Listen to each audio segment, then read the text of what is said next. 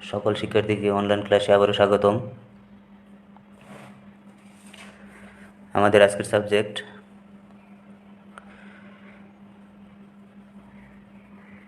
Auto electricity and electronics, বিষয় code 67171। আমাদের আজকের আলোচ্য বিষয়সমূহ অর্থাৎ তৃতীয় অধ্যায় নিয়ে কথা বলবো। গত ক্লাসে তৃতীয় অধ্যায়ে 1-2টা প্রশ্ন নিয়ে আমরা কথা বলেছিলাম, আর আজকে বাকি প্রশ্নগুলো নিয়ে কথা বলবো। তো আজকের আলোচ্য বিষয়সমূহের প্রথম প্রশ্ন, ইগনিশন টাইমিং বলতে কী বোঝায়? আমাদের আজকের আলোচনার প্রথম প্রশ্ন, ইগনিশন টাইমিং বলতে কী বোঝায়? ইগনিশন টাইমিং এমন একটা সিস্টেম অথবা পদ্ধতি, তো ইগনিশন পদ্ধতির অথবা সিস্টেমের যে সকল যন্ত্রাংশ অথবা উপাংশ আছে, ইগনিশন সিস্টেমের যে সকল যন্ত্রাংশ অথবা উপাংশ আছে সবগুলোকে অ্যাডজাস্ট করে অথবা সমন্বয় করে সঠিক সময়ে সিলিন্ডারে স্পার্ক ঘটানোকেই বলা হয় ইগনিশন টাইমিং। ইগনিশন টাইমিং যদি সঠিক সময়ে না হয়, সিলিন্ডার মিস হবে, ইঞ্জিনের শক্তি উৎপাদন ব্যাহত হবে, দুর্ঘটনা ঘটার সম্ভাবনা থাকবে, ইঞ্জিন একটা স্টেডি অথবা স্থির গতিতে চলমান থাকবে না। এজন্যই ইঞ্জিনের ইগনিশন টাইমিং খুবই ইম্পর্ট্যান্ট একটা বিষয়।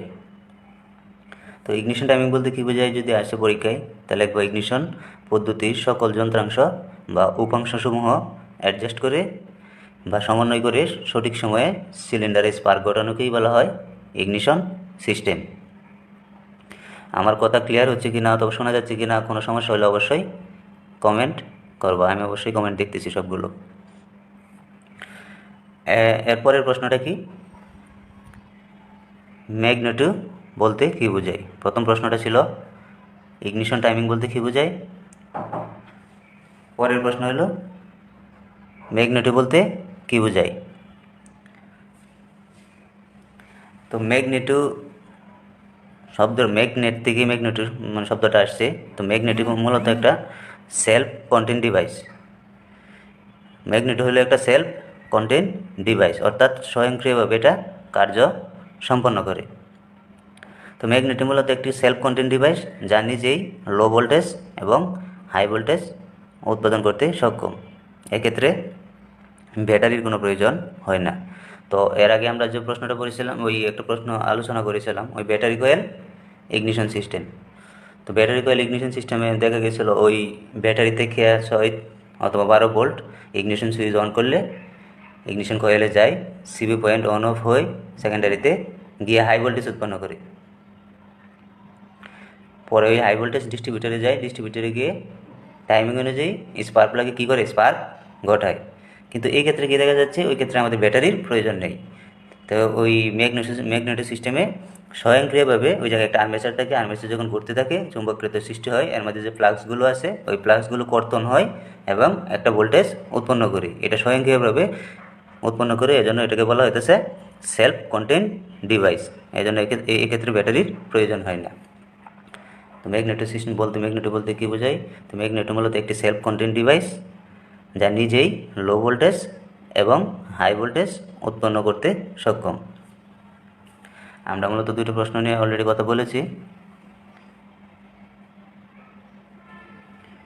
একটা হলো ম্যাগনেটো বলতে কী বোঝায়, আর আরেকটা প্রশ্ন হলো ইগনিশন টাইমিং বলতে কী বোঝায়। তো 3 নম্বর প্রশ্ন, ওয়েস্ট স্পার্ক। ওয়েস্ট শব্দের অর্থ যেটা ব্যবহার করা হয় না, অপ্রয়োজনীয় আর কি। তো ওয়েস্ট স্পার্ক মানে যে স্পার্ক প্লাগটা আমরা কাজে আসে না, কোনো প্রয়োজনে লাগে না অথবা কোনো কাজে আসে না, সেটাকে বলা হয় কি ওয়েস্ট স্পার্ক। ওয়েস্ট স্পার্ক বলা হয়। তো কিছু কিছু ইগনিশন সিস্টেম আছে যে ওই সিস্টেমে ডিস্ট্রিবিউটর ব্যবহার করা হয় না আর কি, অর্থাৎ distributor less ignition system, distributor less ignition system, DLI system. তো ডিস্ট্রিবিউটর লেস ইগনিশন সিস্টেমে একসঙ্গে 2টা সিলিন্ডারে স্পার্ক ঘটে। ওই ডিস্ট্রিবিউটরবিহীন ইগনিশন সিস্টেমে, যে ইগনিশন সিস্টেমে ডিস্ট্রিবিউটর ব্যবহার করা হয় না, অর্থাৎ ডিস্ট্রিবিউটরবিহীন ইগনিশন সিস্টেমে একসঙ্গে দুইটা সিলিন্ডারে স্পার্ক ঘটানো হয়। একটা হলো কি কম্প্রেশন স্ট্রোকের শেষে, একটা হলো সংকোচন স্ট্রোকের শেষে, আরেকটা হলো এক্সজস্ট স্ট্রোকের শেষে স্পার্ক ঘটে। তো সব কম্প্রেশন স্ট্রোকে অথবা সংকোচন স্ট্রোকের শেষে যে স্পার্কটা হয়, এই স্পার্কটা তো আমরা জানি অনেক শক্তি উৎপন্ন করে, কিন্তু এক্সজস্ট স্ট্রোকের শেষে যে স্পার্কটা সম্পন্ন হয়, ওই স্পার্কটা কোনো কাজে আসে না। ওই স্পার্কটা কোনো কাজে আসে না, এজন্যই এটাকে বলা হয় ওয়েস্ট স্পার্ক। প্রশ্নটার উত্তরটা কেমন হবে আরেকটু ভালো মনোযোগ সহকারে শোনো। ডিস্ট্রিবিউটরবিহীন ইগনিশন সিস্টেমে একসঙ্গে দুইটা সিলিন্ডারে স্পার্ক ঘটে অথবা ঘটানো হয়, একটা হলো কম্প্রেশন স্ট্রোকের শেষে, আরেকটা হলো কি এক্সজস্ট স্ট্রোকের শেষে।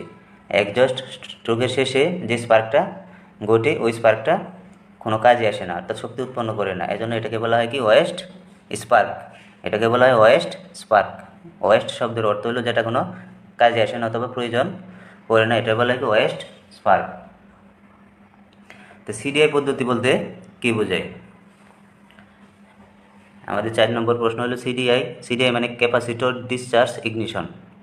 সিডিআই পদ্ধতি বলতে কী বোঝায়? এই সিডিআই পদ্ধতিতে নর্মালি এর আগে যে আমরা দেখলাম সিবি পয়েন্ট থেকে, সিডিআই পদ্ধতিতে সিবি পয়েন্ট ব্যবহার করা হয় না। যদি একদম অতি সংক্ষিপ্ত প্রশ্ন আসে সিডিআই পদ্ধতি বলতে কী বোঝায়, সিডিআই মানে ক্যাপাসিটর ডিসচার্জ ইগনিশন। তো সিডিআই পদ্ধতিতে ইঞ্জিনের সিবি পয়েন্টের পরিবর্তে একটা ইলেকট্রিক সুইচ ব্যবহার করা হয়। এই ক্ষেত্রে কি সিবি পয়েন্ট ব্যবহার করা হয় না, কি ব্যবহার করা হয়? ইলেকট্রিক সুইচ ব্যবহার করা হয়। তো ওই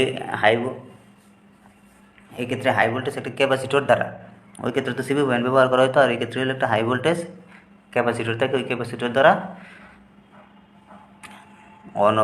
অন অফের মাধ্যমে সেকেন্ডারিতে হাই ভোল্টেজ উৎপন্ন করে ইগনিশন ঘটানো হয়। তো ওই ক্ষেত্রে সিবি পয়েন্ট কাজটা, ওই সিবি পয়েন্টের যে কাজটা আছে, ওই কাজটা এই ক্ষেত্রে ওই ক্যাপাসিটর সম্পন্ন করে। তো সিডিআই হলো কি ক্যাপাসিটর ডিসচার্জ ইগনিশন। এক্ষেত্রে সিবি পয়েন্ট ব্যবহার করা হয় না, সিবি পয়েন্টের পরিবর্তে একটা ইলেকট্রিক সুইচ ব্যবহার করা হয়। এই ইলেকট্রিক সুইচটা ওই ক্যাপাসিটরের দ্বারা কী করে, এই ইলেকট্রিক সুইচ অন করলে ক্যাপাসিটর অন অফের মাধ্যমে সেকেন্ডারি থেকে হাই ভোল্টেজ উৎপন্ন করে এই ক্যাপাসিটরের মাধ্যমে। ক্যাপাসিটর প্রথম চার্জ হয়, প্রাইমারি সার্কিট যখন সম্পন্ন হয় ক্যাপাসিটর একটা লো ভোল্টেজ উৎপন্ন হয়, আর যখনই সুইচটা অফ হয় সেকেন্ডারিতে কলাপস হয়ে সেকেন্ডারিতে হাই ভোল্টেজ উৎপন্ন করে। হ্যাঁ, তো এক্ষেত্রে কী ব্যবহার করা হয় না, এক্ষেত্রে সিবি পয়েন্ট ব্যবহার করা হয় না। সিডিআই পদ্ধতি মানে ক্যাপাসিটর ডিসচার্জ ইগনিশন পদ্ধতি। তো সিডিআই পদ্ধতিতে থাইরিস্টরের কাজ কী? সিডিআই পদ্ধতি আমাদের সবগুলো প্রশ্ন আসবে, এই জায়গায় লাস্টের প্রশ্নগুলো দেখো, ওই জায়গায় আছে একটি ম্যাগনেটিক ইগনিশন সিস্টেমের কার্যপ্রণালী চিত্রসহ বর্ণনা করো, অথবা ব্যাটারি সিডিআই পদ্ধতির চিত্রসহ বর্ণনা করো, এমনিতেই আসবে। তারপরও ছোটো ছোটো প্রশ্নগুলো পরীক্ষায় আসতে পারে, বিদায়ী প্রশ্নগুলো আমি একটু আগে আলোচনা করলাম। তো সিডিআই পদ্ধতিতে থাইরিস্টরের কাজ কী? মূলত হইলো ইগনিশন কয়েলের প্রাইমারি যে ওয়াইন্ডিং আছে, এই ওয়াইন্ডিংকে অন অফ করা, সার্কিটটাকে অন আর অফ করা, মানে সংযোগ এবং বিচ্ছিন্ন করা হইলো কি থাইরিস্টরের কাজ। এই অন আর অফ হইলেই সেকেন্ডারি থেকে কলাপস হয় এবং হাই ভোল্টেজ উৎপন্ন করে।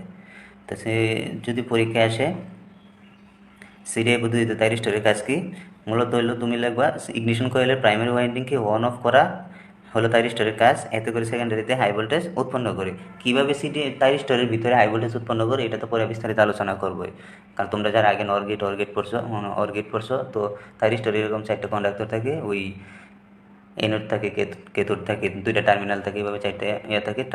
টার্মিনালের গুলোতে যখন আমরা বৈদ্যুতিক সরবরাহ করি, তো সংযোগ করি, তখন এর ভিতর দিয়ে কন্ডাকশন হয়। এটা একটা সেমিকন্ডাক্টর, এর ভিতর দিয়ে কন্ডাকশন হয়, এনোড থেকে কেথোডের দিকে বিদ্যুৎ প্রবাহিত হতে থাকে। এমত অবস্থায় এর ভিতরে একটা চৌম্বক ক্ষেত্রের সৃষ্টি হয়। হ্যাঁ, ওই চৌম্বক ক্ষেত্রের কারণে এর ভিতরে একটা লো ভোল্টেজ উৎপন্ন হয়। চৌম্বক ক্ষেত্র সৃষ্টি হলে এর মধ্যে ফ্লাক্সগুলো কর্তন হতে থাকে, আর্মেশন ঘুরতে থাকলে ফ্লাক্সগুলো কর্তন হয় এবং একটা লো ভোল্টেজ উৎপন্ন হয়। যখনই অফ করা হয় তখনই এটা কলাপস হয় এবং সেকেন্ডারিতে গিয়ে কী করে, হাই ভোল্টেজ উৎপন্ন করে। মূলত থাইরিস্টরটা এইভাবে তার কার্যাবলী সম্পন্ন করে। তো মূলত ওইটা হলো কি থাইরিস্টরের টোটাল বর্ণনা, এটা আমরা রচনামূলক প্রশ্নে বলবো, কিন্তু এখন আমরা যদি বলি থাইরিস্টরের কাজ কি, থাইরিস্টরের কাজ হলো প্রাইমারি ওয়াইন্ডিংকে, ইগনিশন কয়েলের প্রাইমারি ওয়াইন্ডিং যে আছে ওই ওয়াইন্ডিংকে অন করা অথবা অফ করা হলো থাইরিস্টরের কাজ। এতে করে সেকেন্ডারিতে কি হাই ভোল্টেজ উৎপন্ন হয়। এই হলো সিডিআই পদ্ধতিতে থাইরিস্টরের কাজ।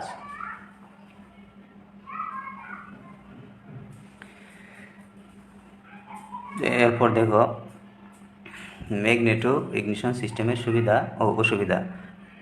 অনেক সময় এটা রচনামূলক প্রশ্নের মাঝে আসতে পারে, আর যদি রচনামূলক প্রশ্নে না আসে তাহলে সংক্ষিপ্ত প্রশ্ন তো মাস্ট আসবেই। তো মার্কের উপর ডিপেন্ড করে তোমাদের আনসারটা ওইরকমই করতে হবে।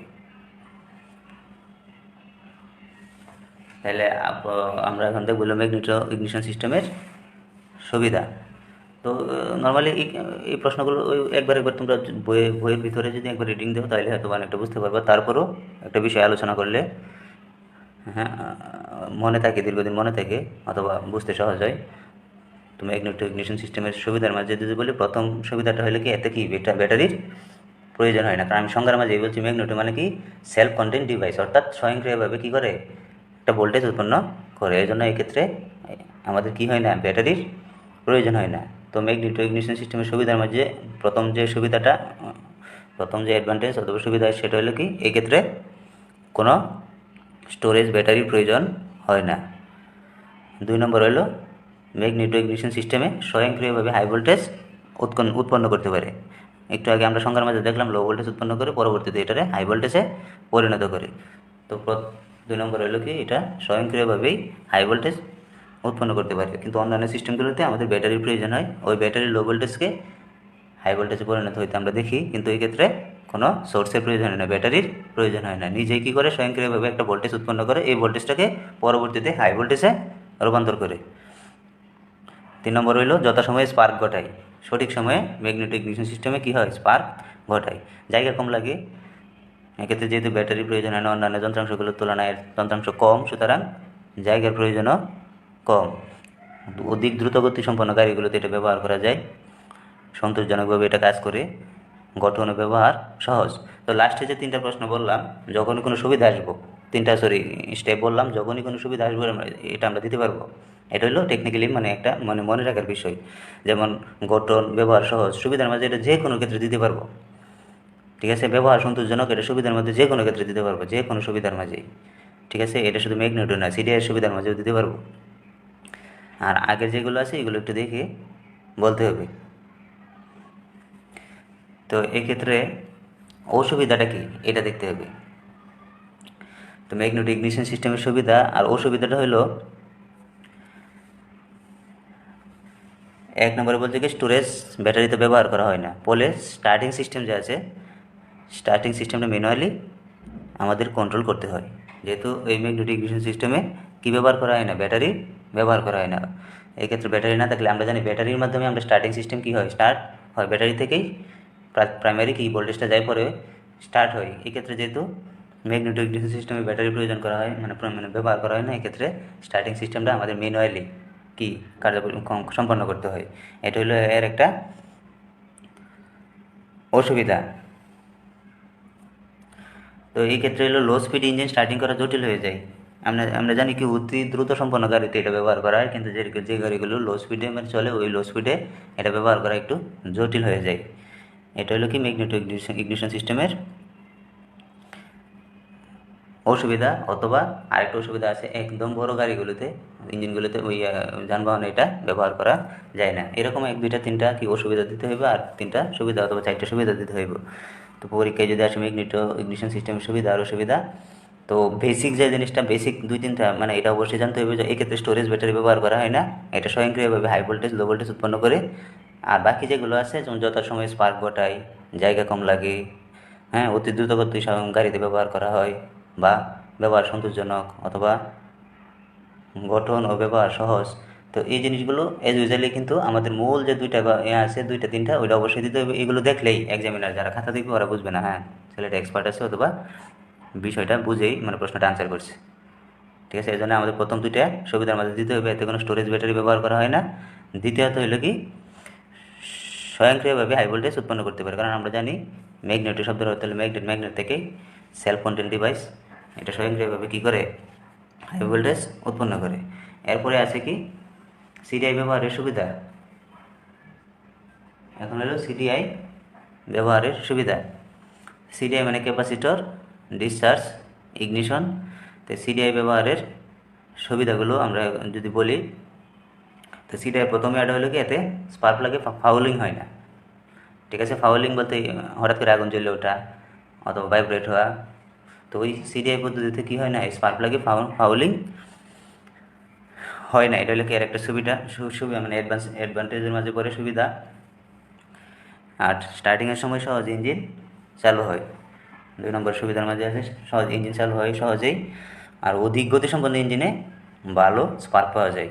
এই সিডিআই পদ্ধতি ব্যবহার করলে কি ভালো অধিক দ্রুত সম্পন্ন যে গাড়িগুলো আছে ওই গাড়িগুলোতে এটা ব্যবহার করলে ভালো স্পার্ক পাওয়া যায়।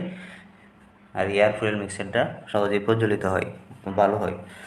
তো এগুলো হলো একটা সিডিআই পদ্ধতির সুবিধা আওতায় পড়ে। তো যদি প্রশ্ন আসে সিডিআই ব্যবহারের সুবিধা, সংক্ষিপ্ত প্রশ্নের মাঝে আসবো। আর যদি ম্যাগনেটিক ইগনিশন সিস্টেমের সুবিধা অসুবিধা আসে, এই ক্ষেত্রে দেখা যাবে রচনামূলক প্রশ্নে আসার সম্ভাবনাই বেশি। তো প্রশ্ন মার্ক দেখে তোমার আনসার করতে হবে। যদি সংক্ষিপ্ত হয় স্টেপ অথবা ধাপ কম থাকবে, আর যদি রচনামূলক হয় তাহলে অবশ্যই পয়েন্টগুলো একটু বেশি দিতে হবে। তো এরপরে প্রশ্ন আমাদের রচনামূলক প্রশ্ন, একটি ম্যাগনেটিক ইগনিশন সিস্টেমের কার্যপ্রণালী চিত্রসহ বর্ণনা করো। তো ম্যাগনেটিক ইগনিশন সিস্টেমের যে দুইটা বৈশিষ্ট্য আমরা অলরেডি আলোচনা করেছি। 1 নম্বর হলো এই সিস্টেম কী থাকবে না, ব্যাটারি থাকবে না। 2 নম্বর হলো এই জায়গায় একটা ম্যাগনেট থাকবে, এর ভিতরে স্বয়ংক্রিয়ভাবে ভোল্টেজ উৎপন্ন হবে। কীভাবে স্বয়ংক্রিয়ভাবে ভোল্টেজটা উৎপন্ন হয় এটা আমাদের জানতে হবে, কারণ পরীক্ষায় যেহেতু লিখতে হবে। আর হলো চিত্রটা বইয়ের মাঝে আছে সহজ, তারপরে আমি চিত্র একটা শো করতেছি এখন। আর কীভাবে ভোল্টেজটা উৎপন্ন হয় এটা অবশ্যই তোমার ভালো করে জানতে হবে, তা না হলে তুমি পরীক্ষায় আনসার করতে পারবে না। তাহলে চিত্রটা যদি আমরা দেখি, একটা ম্যাগনেটো ইগনিশন সিস্টেমের একটা চিত্র। দেখো, একটা ম্যাগনেট থাকবে, ওই জায়গায় আর্মেচার থাকবে, ফ্লাক্স উৎপন্ন হবে। ফ্লাক্সগুলো যখন কর্তন হবে তখন এই জায়গায় একটা লো ভোল্টেজ উৎপন্ন হবে।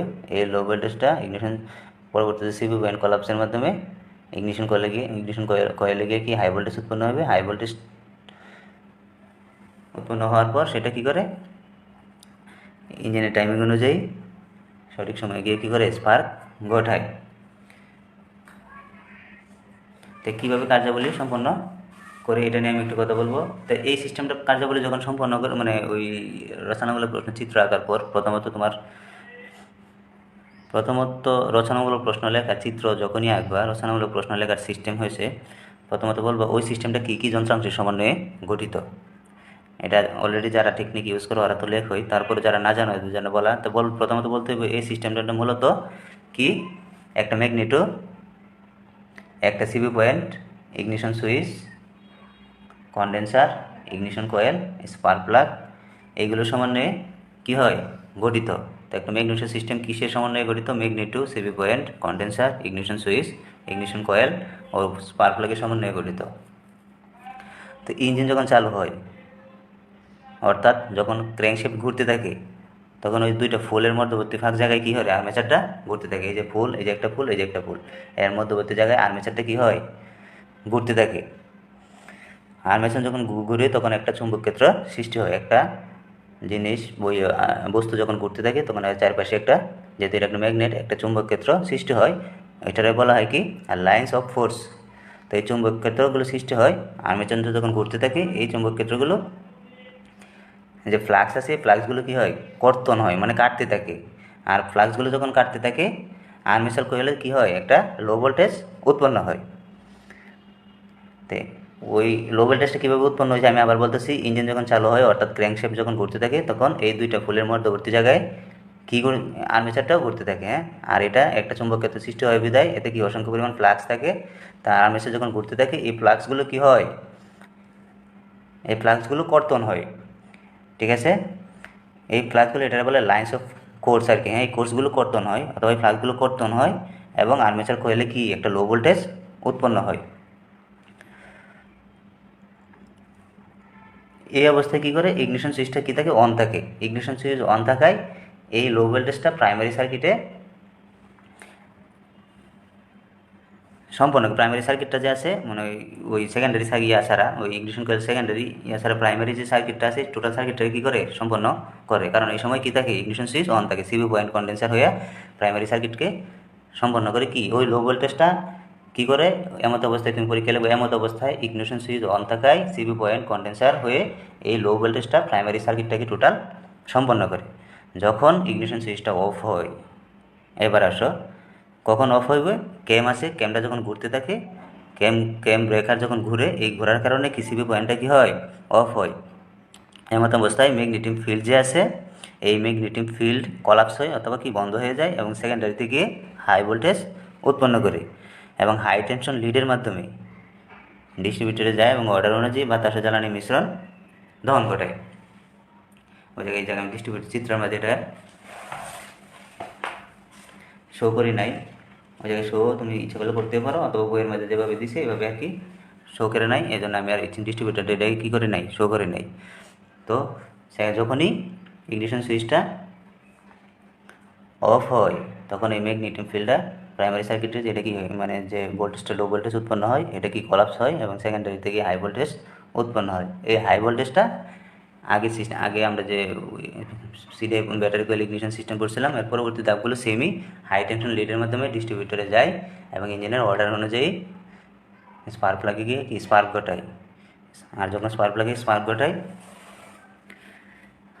তখন কি ইঞ্জিন চলতে থাকে অথবা সঠিক সময়ে শক্তি উৎপন্ন করতে সক্ষম হয়। আর যদি সঠিক সময়ে স্পার্ক প্লাগে স্পার্ক না ঘটায় তাহলে শক্তি উৎপন্ন করতে সম্পূর্ণ ব্যর্থ হয়, ফলে ইঞ্জিন চলতে পারে না অথবা ইঞ্জিন স্টেডি অর্থাৎ একটা সমতা বজায় থাকে না, সঠিক মানে একটা ওই ইঞ্জিনের স্পিড আপ ডাউন করে আর কি, অথবা ইঞ্জিন বন্ধ হয়ে যায়, ইঞ্জিন ভাইব্রেট করে, এই প্রবলেমগুলো হয়। তো একটা ম্যাগনেটিক ইগনিশন সিস্টেমের আমরা কি বললাম, গঠন ও কার্যপ্রণালী। পরীক্ষায় যদি আসে একটা ম্যাগনেটিক ইগনিশন সিস্টেম কীভাবে কার্য সম্পন্ন করে, প্রথম চিত্রটা আঁকতে হবে, তারপর বলবো একটা magnetic ignition system, magneto ignition switch, CB point condenser, ignition coil, spark plug ইত্যাদি সমন্বয়ে গঠিত। তো এক্ষেত্রে ইঞ্জিন যখন চালু হয় অর্থাৎ ক্র্যাঙ্ক শেপটা যখন ঘুরতে থাকে তখন ম্যাগনেটোর যে দুটো ফুল আছে এই ফুলের ভিতর আর্মেচার ঘুরতে থাকে, আর ম্যাগনেটিক যেহেতু এটা একটা চুম্বক ক্ষেত্র, ম্যাগনেটো এটা কি একটা ম্যাগনেটিক ওই চুম্বক ক্ষেত্রের সৃষ্টি হয়, এটারে বলা হয় লাইন্স অফ কোর্স, অর্থাৎ চুম্বক ক্ষেত্রের সৃষ্টি হয়ে যে জায়গায় ফ্লাক্সগুলো আছে ফ্লাক্সগুলো কী হয়, কর্তন হয় এবং আর্মেচার ঘূর্ণনের ফলে আর্মেচারের প্রাইমারি ভোল্টেজ, প্রাথমিক একটা ভোল্টেজ সৃষ্টি হয়। এই ফ্লাক্সগুলো কর্তন হওয়ার কারণেই আর্মেচার ঘুরতে থাকে, ফ্লাক্সগুলো যখন কর্তন হয় বিপরীতমুখী, ফ্লাক্সগুলোর কর্তনের কারণে এই জায়গায় একটা প্রাইমারি ভোল্টেজ উৎপন্ন হয়। প্রাইমারি ভোল্টেজ উৎপন্ন হওয়ার কারণে সেকেন্ডারিতে ওই ইগনিশন সুইচ অন থাকার কারণে প্রাইমারি সার্কিটটা কী হয়, সম্পন্ন হয়। আর যখনই এটা অফ হয় সেকেন্ডারিতে গিয়ে হাই ভোল্টেজ উৎপন্ন করে এবং হাই টেনশন লিডের মাধ্যমে কোথায় যায়, ডিস্ট্রিবিউটরে যায় এবং ডিস্ট্রিবিউটর থেকে অর্ডার অনুযায়ী স্পার্ক প্লাগে গিয়ে স্পার্ক ঘটায়। দেখো এই প্রশ্নে কোনো সমস্যা আছে কিনা, এরপর আরেকটা প্রশ্ন আছে আমি কথা বলবো।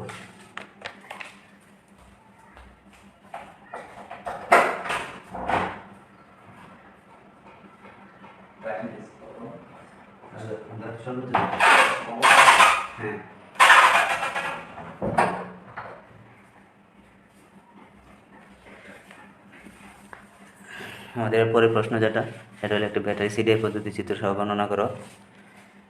ব্যাটারি সিডিআই পদ্ধতি চিত্র সহ বর্ণনা করো।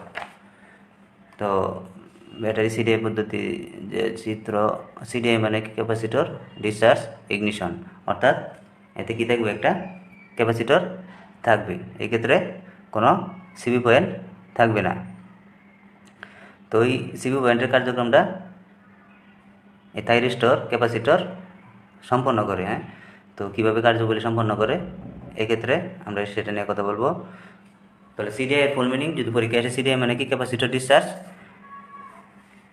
ইগনিশন। তো ব্যাটারি সিডিআই পদ্ধতিতে ব্যাটারি 6 অথবা 12 ভোল্টকে সিডিআই পদ্ধতিতে ব্যাটারি যে 6 ভোল্ট অথবা 12 ভোল্ট ব্যাটারিকে ইনভার্টারের সাহায্যে 400 ভোল্টেজ এসিতে পরিণত করা হয়। পরবর্তীতে এই এসিটাকে রেকটিফায়ারের মাধ্যমে ডিসিতে রূপান্তর করা হয়। তো এই যে রেকটিফায়ারটা ব্যবহার করে, রেকটিফায়ারের কাজটা কি?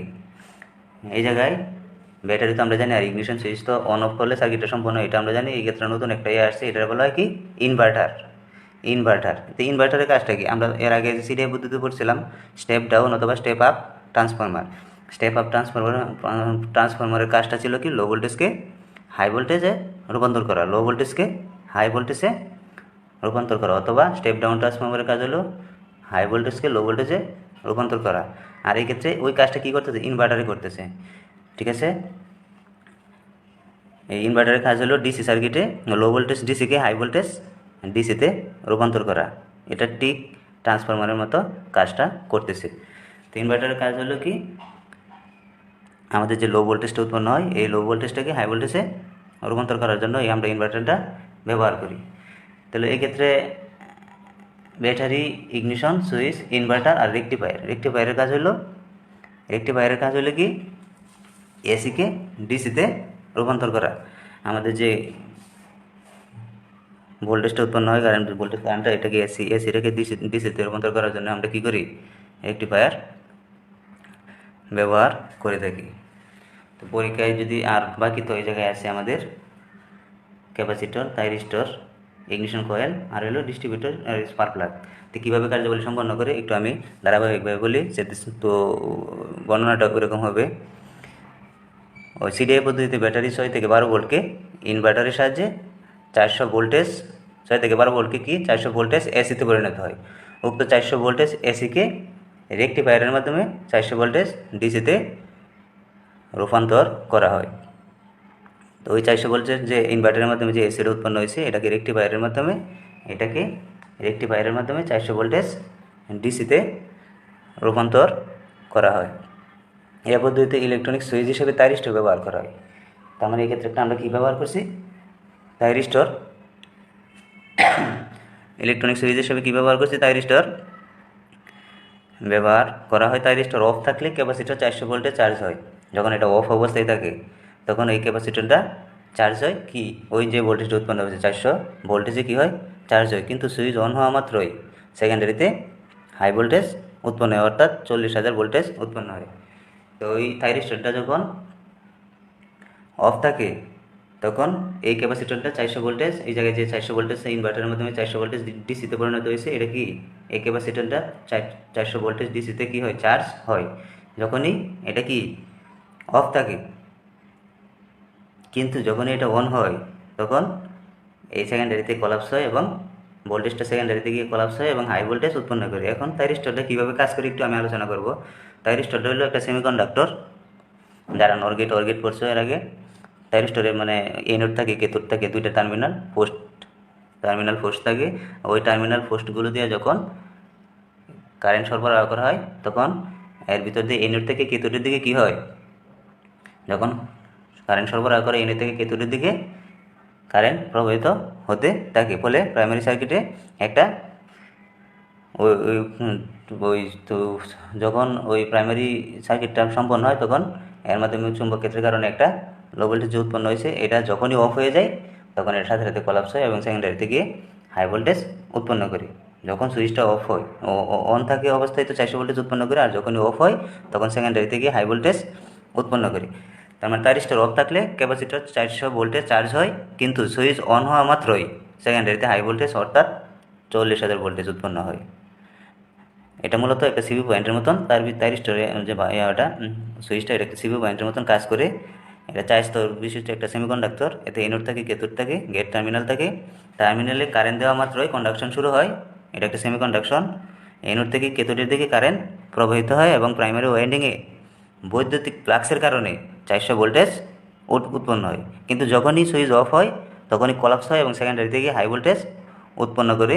এই হাই ভোল্টেজটা হাই টেনশন লিডের মাধ্যমে ডিস্ট্রিবিউটারে যায় এবং টাইমিং অনুযায়ী, ইঞ্জিনের টাইমিং অনুযায়ী স্পার্ক প্লাগে গিয়ে স্পার্ক ঘটায়। এভাবে কী করে একটা ব্যাটারি সিডিআই পদ্ধতি কার্যাবলী সম্পন্ন করে। এভাবে একটা ব্যাটারি সিডিআই পদ্ধতি কী করে তার কার্যাবলী সম্পন্ন করে।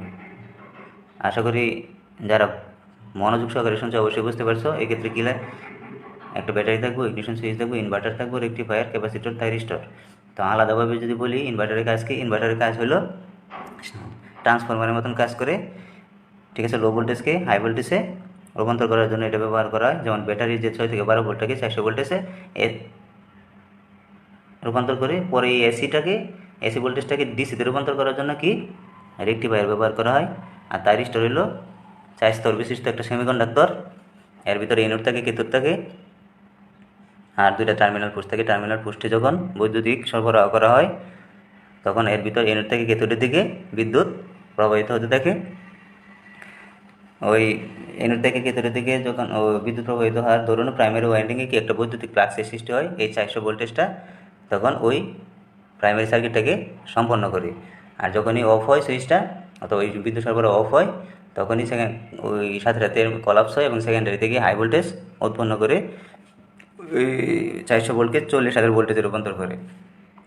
এই হাই ভোল্টেজ হাই টেনশন লিডের মাধ্যমে ডিস্ট্রিবিউটরে গিয়ে ইঞ্জিনের অর্ডার অনুযায়ী সিলিন্ডারে গিয়ে স্পার্ক ঘটায়। এভাবে কী করে একটা ব্যাটারি সিডিআই পদ্ধতি তার কার্যাবলী সম্পন্ন করে। তো 2টা প্রশ্ন অবশ্যই ভালো করে দেখবা, চিত্রগুলো আঁকবা।